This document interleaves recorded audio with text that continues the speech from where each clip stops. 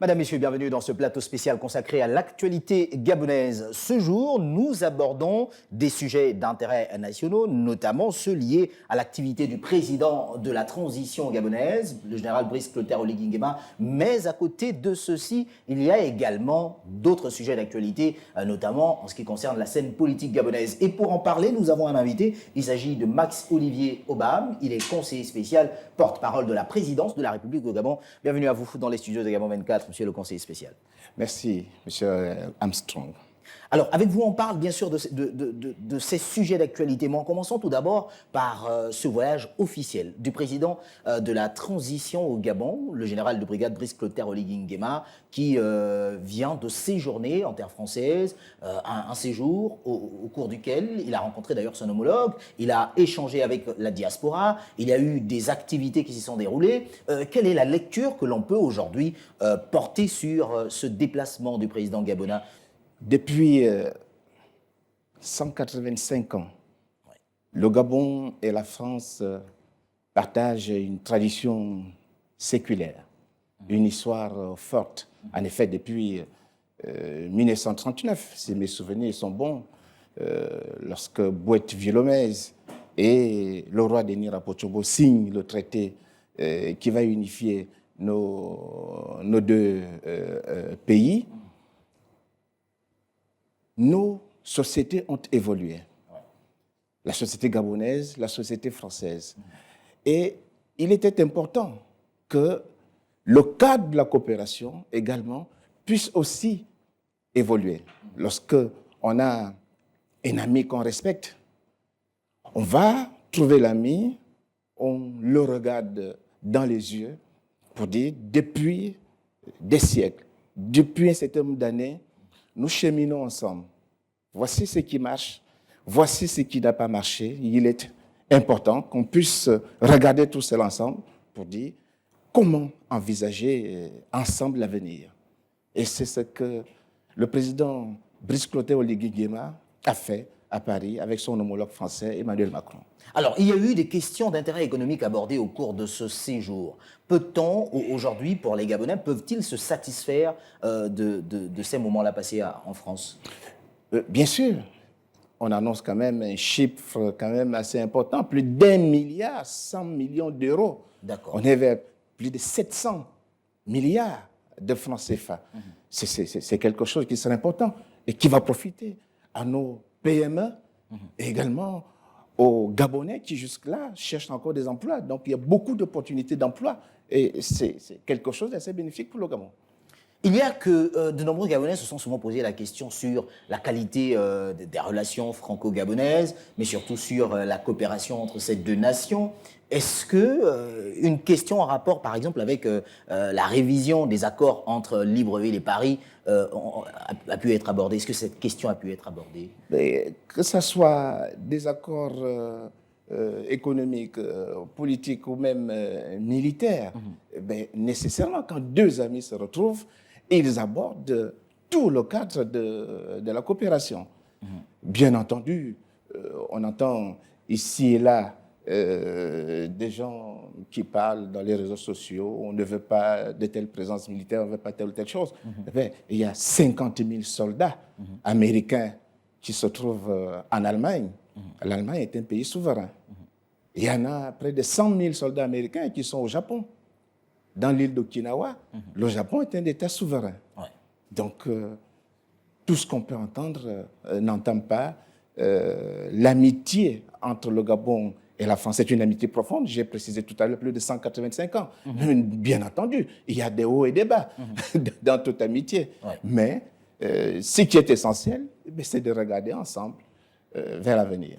Avant de refermer cette page consacrée au séjour du président gabonais en France, est-ce que finalement, il y a comme cette acceptation par la France de la transition gabonaise aujourd'hui? Est-ce que l'on pourrait comprendre ce séjour de Brice Clotaire Oligui Nguema de cette façon? Le Gabon, je l'ai précisé tout à l'heure, est un État souverain. Ouais. Et les forces de sécurité et de défense au Gabon ont décidé librement de prendre le pouvoir après mûre réflexion. Nous ne demandons pas l'adoubement de Paris Ce sont des relations d'État à État. Ce ne sont pas des relations de gouvernement à gouvernement, ce sont des relations d'État à État. Le Gabon accepte les autorités françaises acceptent les autorités gabonaises établies par le peuple gabonais. Max Olivier Aubin, nous refermons cette page consacrée justement à cette actualité sur le plan international de Brice Clotaire Oligui Nguema, mais revenons sur le territoire national, au Gabon. Oui. Il y a eu de récentes sorties, notamment celle du professeur Albert Ondossa et conjointement avec l'ancien vice-président de la République, Pierre Claver Maganga Moussavou, avant que de peut-être aborder également cette autre sortie d'Alain-Claude Bilibinze. Mais revenons d'abord sur cette première sortie du professeur Albert Ondossa et de Pierre Claver Maganga Moussavou. Beaucoup de choses ont pu être dites, mais quelle est la lecture que porte la présidence de la République sur cette première sortie, tout d'abord? Pierre Claver Maganga Moussavou et le professeur Albert Ondossa sont des personnalités importantes dans l'échiquier politique gabonais. Ce sont des gens qui font la politique depuis un certain nombre d'années. Mais ce qui est important, c'est qu'ils le savent mieux que moi, les postures, la critique, les caricatures ne fondent pas une vision politique, mais beaucoup plus ce qu'on propose. Et pour le président Brice Clotaire Oligui Nguema, il est place pour tous au rendez-vous de la reconstruction du Gabon. Et ce Gabon à bâtir, ce Gabon à construire, il questionne l'impérieuse nécessité d'aller au-delà des petites postures personnelles, des petites postures individuelles.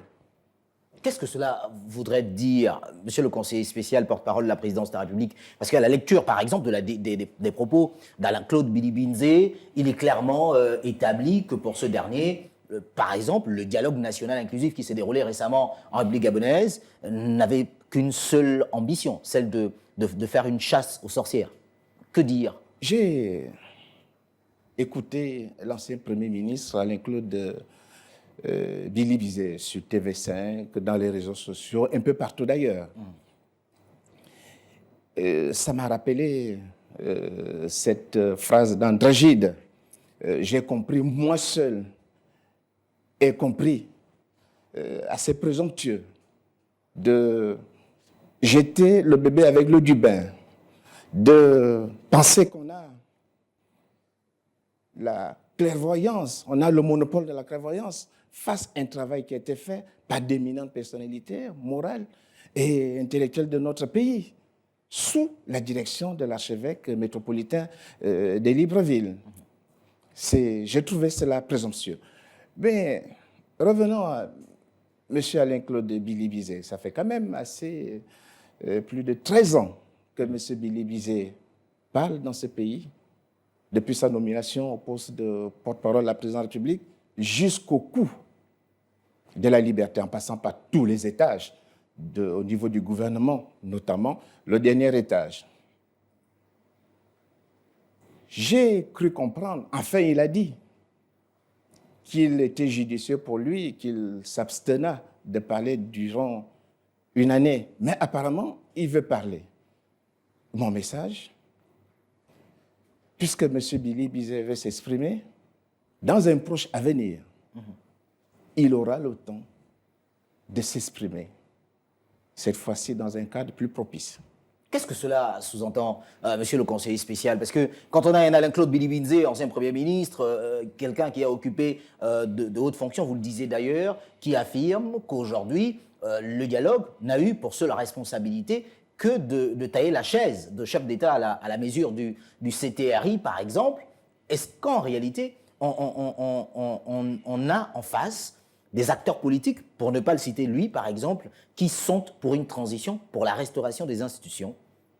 Si le président de la République, le général de brigade Brice Clotaire Oligui Nguema, avait voulu mettre entre parenthèses toutes les libertés au Gabon, au lendemain du coup de la libération, il l'aurait annoncé lorsqu'il a également annoncé la dissolution d'un certain nombre d'institutions. Il aurait dit également que les partis politiques aussi sont dissous. Il ne l'a pas fait. Mieux, il a laissé les partis politiques s'exprimer librement, faire un procès en sorcellerie sur des recommandations du dialogue national, alors que ces recommandations ne sont pas encore transformées en loi. Mais c'est quand même assez présomptueux. Il s'agit de 1000 recommandations qui doivent passer par le filtre d'un certain nombre d'institutions pour pour être revêtus, pour être des actes normatifs. Pour l'instant, c'est un travail qui est seulement en train d'être fait. Mais jusque-là, les gens ont critiqué. On a critiqué les actes du dialogue, les propositions du dialogue national, mais depuis que le rapport final a été remis au président de la République, jusque-là, on attend toujours des contributions d'écriture de la part de ceux qui, matin, midi et soir, critiquent simplement. Que propose-t-il? Êtes-vous en train de dire que la sortie d'Alain-Claude Bilibinzé, par exemple, ne revêt pas un caractère constructif? Une critique revêt un caractère constructif lorsqu'elle est fondée. Quand ce n'est pas fondé, on ne peut pas la considérer. C'est quand même assez ahurissant que M. Bilibinzé puisse avoir aussi une mémoire aussi courte. Qui avait-il avant? Où prenait-il souvent des instructions? Quand il était ministre, c'est quand même des gens qui ont vu le fonctionnement de l'État, où des directeurs adjoints de cabinet donnaient des instructions. Et ces directeurs de cabinet, on sait d'où ils venaient. Mais c'est quand même cet ensemble d'éléments qui ont fait en sorte que les délégués au dialogue national puissent se dire, pour notre pays, plus jamais ça. Il faut que les choses soient orientées comme dans tous les autres pays du monde. Et lorsque ce dernier parle d'une chasse aux sorcières, est-ce qu'on peut faire référence à cette proposition, en ce qui concerne la résolution du dialogue national inclusif, liée à la suspension des acteurs politiques, surtout ceux du Parti démocratique gabonais et ses formations politiques affiliées? Ce sont des propositions qui ont été faites. Le général de brigade Priscoté Oligui Nguema n'a pas pris part au dialogue national. Le dialogue a été administré par une autorité morale importante du pays, l'archevêque métropolitain de Libreville, et par un ensemble d'universitaires, de personnalités de la société civile. Le président Priscoté Oligui Nguema a estimé qu'après avoir reçu ces propositions, il ne lui revient pas de décider de ce qui doit être fait et de ce qu'on ne doit pas faire. Il a mis en place une commission, pour la plupart composée de ceux qui étaient au dialogue, pour que ces propositions soient transformées en actes normatifs. De quel procès en sorcellerie fait-on au général de brigade? La question reste entière. Elle reste entière. Alors, restons sur ce sujet, parce que c'est un sujet qui fait quand même couler assez d'encre et de salive. Derrière tout cela, cette chasse aux sorcières à laquelle, entre les lignes, on peut bien le comprendre, fait allusion M. Alain-Claude Bilibinzé, l'ancien Premier ministre gabonais, est-ce que, selon vous, ce dernier craindrait de ne pouvoir peut-être pas se retrouver sur la course, par exemple, pour les prochaines échéances présidentielles? Est-ce que c'est une crainte pour les prochaines élections? Il faut lui demander. Je pense peut-être qu'il a d'autres schémas dans la tête, mais il serait peut-être plus souhaitable que lui-même réponde, parce que jusque-là, il a fait plus de 6 médias et il n'a pas encore lui-même répondu à cette question. Alors, vous disiez il y a quelques instants, Max-Olivier Aubame, je rappelle que vous êtes le porte-parole de la présidence de la République gabonaise, vous disiez il y a quelques instants que M. Alain-Claude Bilibinzé pourrait avoir l'occasion de véritablement s'exprimer. Il aura le temps de s'exprimer. Qu'est-ce que cela veut dire, avant que de refermer cette page? Qu'est-ce que cela veut dire? Il aura assez bien compris ce que j'ai dit sur tous ces sujets qui l'intéressent tellement aujourd'hui. Dans un proche avenir, il aura le temps de s'exprimer dans un cadre plus propice. Alors, dites-nous, revenons un tout petit peu sur les conclusions du dialogue national inclusif. Il y a, à côté de cela, la mise en place de cette commission qui veille justement au strict respect, à l'applicabilité des propositions, des contributions sorties du dialogue national inclusif. Quel est aujourd'hui l'avenir que l'on donne à toutes ces propositions? Pour l'instant, nous ne pouvons pas dire quel est l'avenir qu'on donne à telle ou telle proposition. Si on a mis en place une commission, c'est parce que déjà on a un référentiel. On a tenu dans ce pays une conférence nationale. Mais après la grande parlotte des mois, en 1990, qu'en est-il advenu du reste de la conférence nationale? Mais pour une fois, on met en place presque 3 comités pour assurer le suivi des actes du dialogue national. Ce sont des éminences universitaires, des éminentes personnalités de la société civile. Ils font ce travail et puis toutes ces propositions passeront après par le filtre du Parlement. Ça veut dire qu'il n'y a pas quelqu'un qui est assis et qui décide on fait ceci, on fait cela. Les institutions fonctionnent normalement. Et donc, on attend, comme on a attendu le rapport final du dialogue qui a été remis au président. Le président n'était pas à Gondje. Le rapport final est venu le retrouver ici.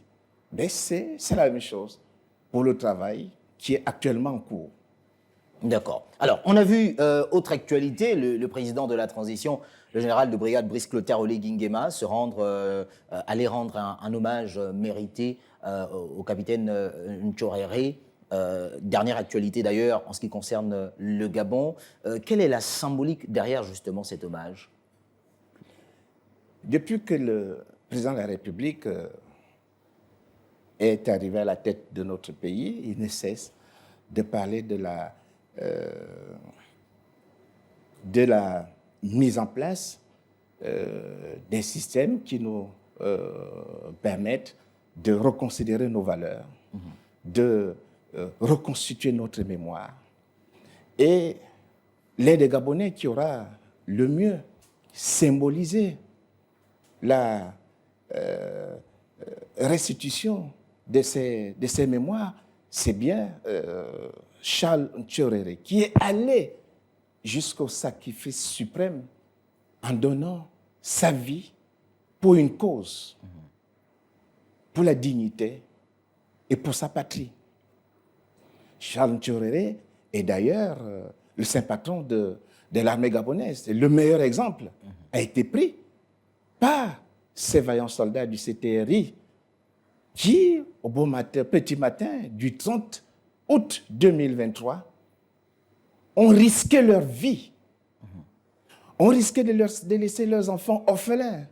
Ont risqué de laisser leurs femmes veuves pour la sauvegarde de la patrie.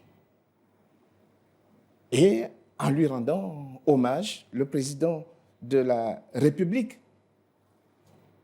voudrait que tous les Gabonais s'imprègnent de la mémoire du capitaine Charles Ntchoréré. Chaque fois que nous sommes face à notre devoir, chaque fois que nous devons agir pour la nation, nous devons toujours le faire avec cet esprit de sacrifice dont a fait montre le capitaine Charles Ntchoréré, un peu